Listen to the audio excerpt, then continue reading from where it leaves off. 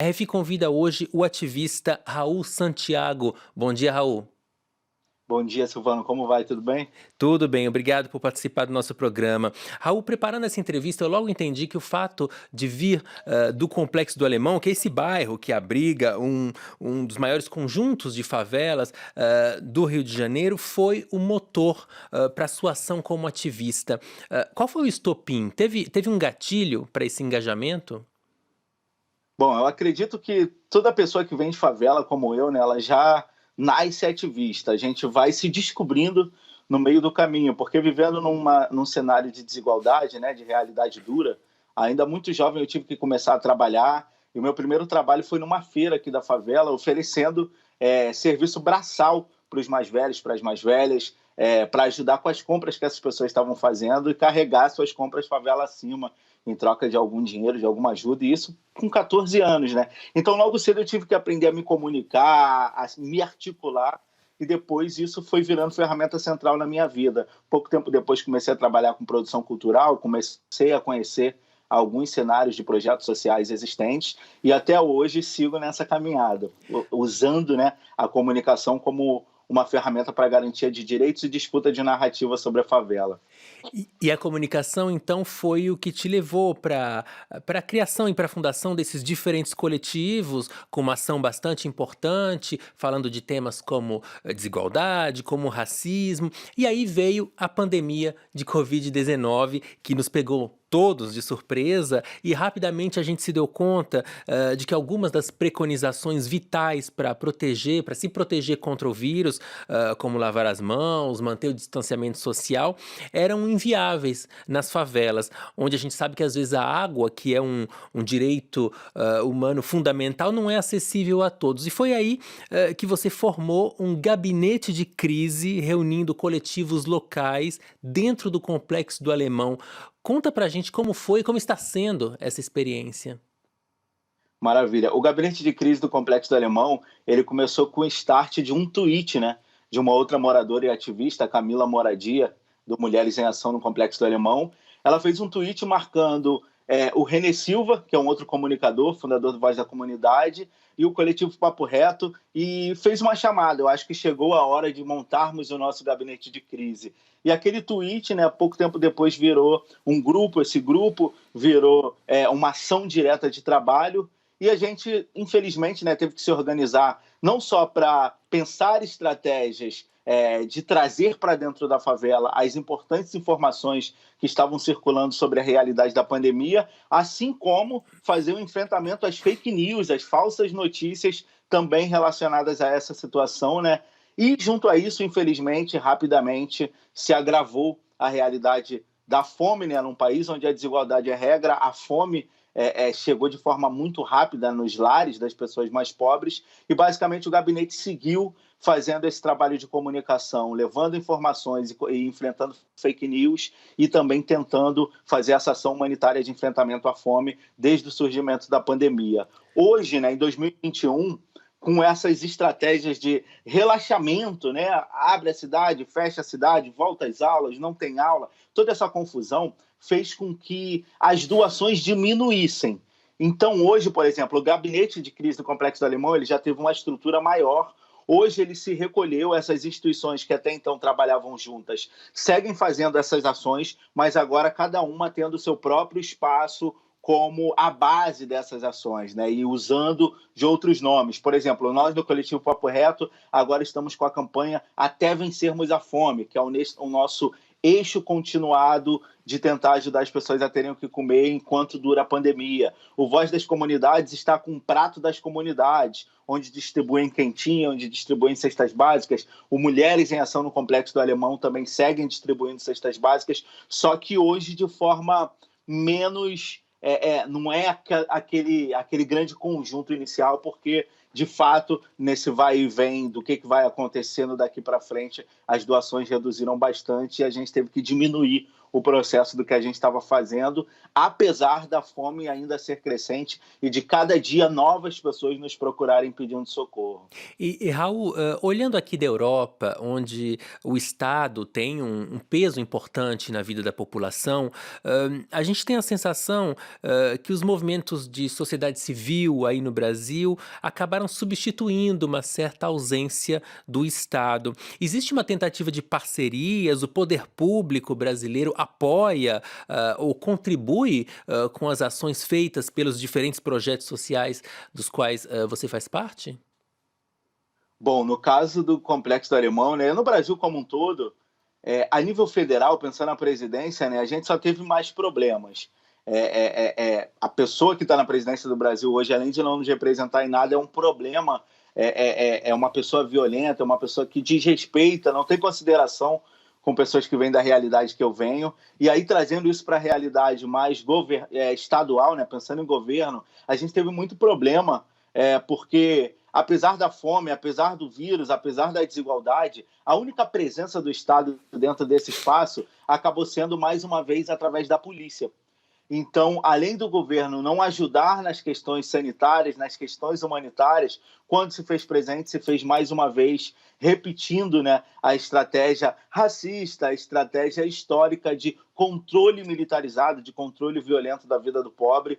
E isso foi tão grave, tão brutal, que durante alguns momentos, né, nesses quase 2 anos de pandemia, muitas vezes nós, dos movimentos sociais, que estávamos fazendo essas ações de entregar a cesta básica, de ajudar as pessoas, tivemos que pausar essas ações porque o Estado estava interferindo de forma violenta com ações policiais gravíssimas, a ponto da gente ter que se movimentar, se organizar por conta dessa situação, fazer protesto, ocupar as ruas, denunciar essas violências e movimentar a estrutura do poder público, né, junto com outros vários coletivos e ONGs do Brasil, a ponto de conseguir pressionar o Supremo Tribunal Federal, né, para que houvesse uma proibição ou uma indicação de proibição, no caso do Rio de Janeiro, das operações policiais diante do período pandêmico, porque estava uma situação catastrófica, né? Além de lidar com a fome, de lidar com a sede, Uhum. de lidar com o vírus, a gente tinha que sobreviver ao vírus. Então, em resumo, a ausência é o que marca o significado da instância federal, da instância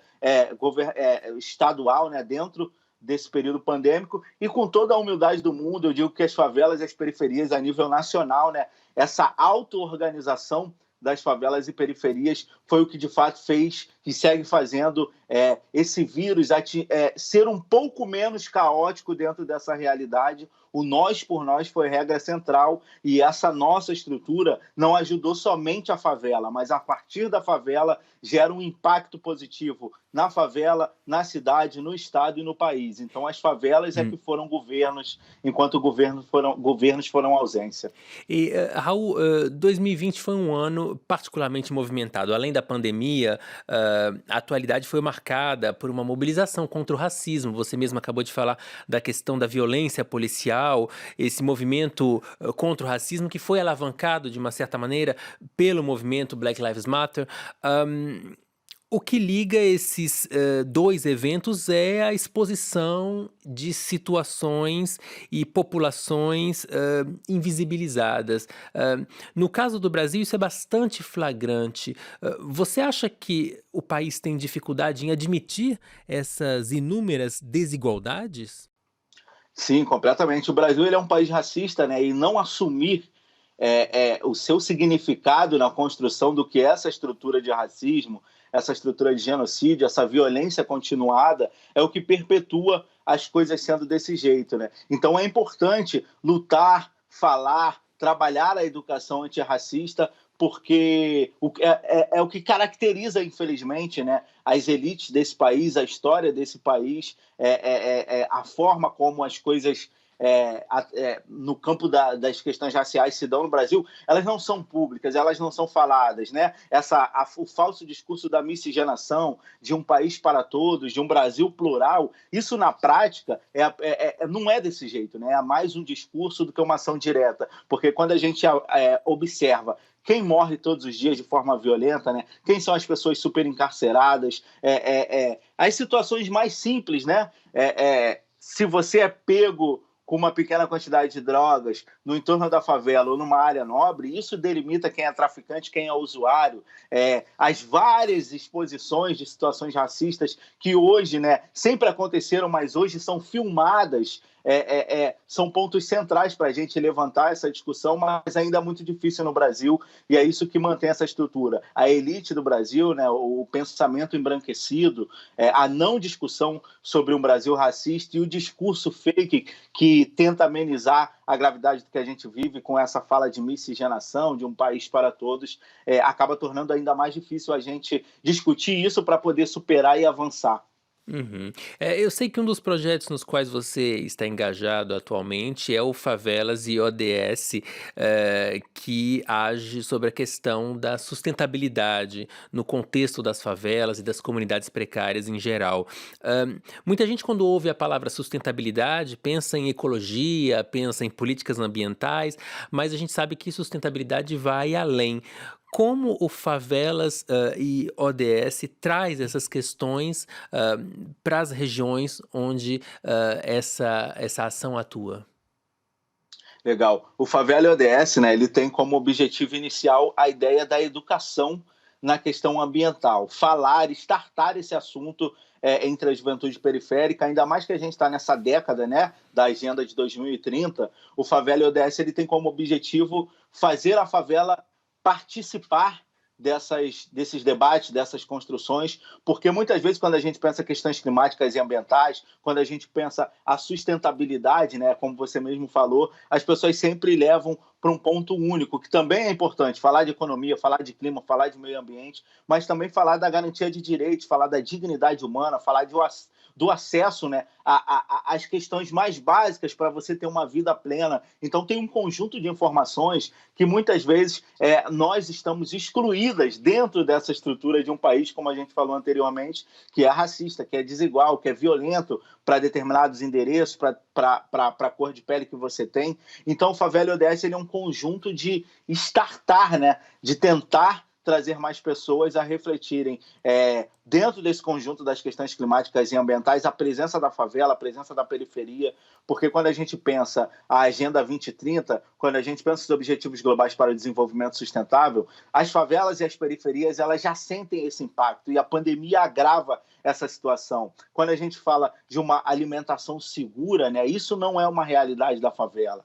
A gente não está discutindo o que é uma alimentação segura, a gente não está discutindo o porquê as favelas têm tanto esgoto a céu aberto, moradias que não são dignas, que nos fazem ficar doentes, não tem uma organização no descarte do lixo. Então, é falar sobre todo esse conjunto de coisas que impactam diretamente as favelas e periferias e que muitas vezes, por ser uma discussão que não está incluindo essas pessoas, parece que é distante de nós, quando, na verdade, é dentro desse espaço que a gente também vai construir soluções. Né? Não existe qualquer avanço hoje na realidade do Brasil ou em grandes centros como Rio de Janeiro, onde a cidade, o estado é uma grande favela, é uma grande periferia, e não o contrário, né? É uma grande periferia. Não existe qualquer possibilidade de avanço sem a nossa presença. Então, no caso do Rio de Janeiro especificamente, é importante, sim, limpar a orla de Copacabana, de Ipanema, mas se a gente não faz um trabalho, por exemplo, para garantir um esgotamento sanitário digno para essas pessoas,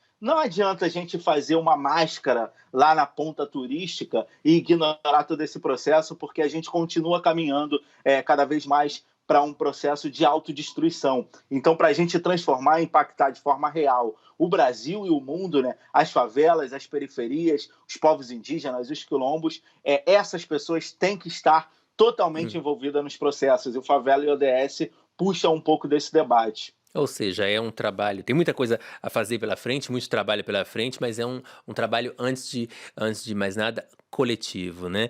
Hã, Sim.